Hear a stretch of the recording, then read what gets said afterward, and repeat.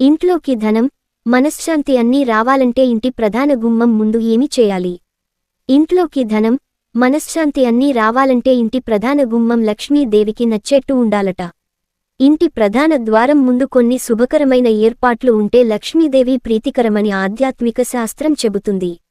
తప్పనిసరిగా ప్రాతకాలమందే ఇంటి ప్రధాన గుమ్మం ముందు శుభ్రంగా ఊడ్చుకుని నీటిని చల్లుకుని చక్కటి ముగ్గును వేయాలి. వీలైతే పసుపు, కుంకుమ రంగులతో అలంకరణగా వేసుకోవాలి. ఇది లక్ష్మీప్రదానికి సూచన. గుమ్మానికి ఇరుపక్కల సుగంధ ద్రవ్యాలు వెదజల్లే పువ్వులు ఉంచాలి.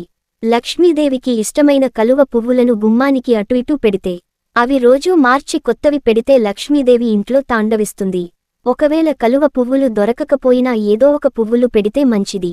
గుమ్మం కనుక ఈశాన్యం మూల ఉంటే గుమ్మానికి ఉత్తరం వైపు ఒక రాగి చెంబులో కొద్దిగా పువ్వులు వేసి ఉంచాలి. ఇలా చేస్తే మంచి ఫలితం కలుగగలదట. గుమ్మానికి లోపల అంటే ఇంట్లో రాగి చెంబుతో నీళ్లు తీసుకుని దానిలో నీళ్లు నింపి దానిలో 5 రూపాయల బిళ్లలు, పచ్చ కర్పూరం, ఒక ఎర్రని పువ్వు వేసి గుమ్మానికి లోపల ఒక పక్కన ఉంచాలి. ఇలా చెయ్యడం ద్వారా దరిద్రం పోయి సమస్యలు, అప్పుల బాధలు తొలగి లక్ష్మీ కటాక్షం కలుగగలదట. ప్రతి శుక్రవారం, గురువారం సాయంత్రం పూట గుగ్గిలం, సాంబ్రాణి పొగ వేసుకుంటే చాలా మంచిది.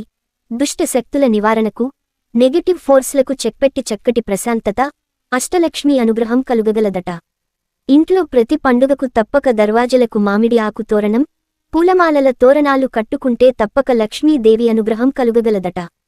ప్రతి శుక్రవారం గడపలకు, తులసికోటకు పసుపుతో అలంకరణ, పూజ చేస్తే తప్పక సర్వభూత స్వరూపిణి అయిన లక్ష్మీ అనుగ్రహం కలుగగలదట.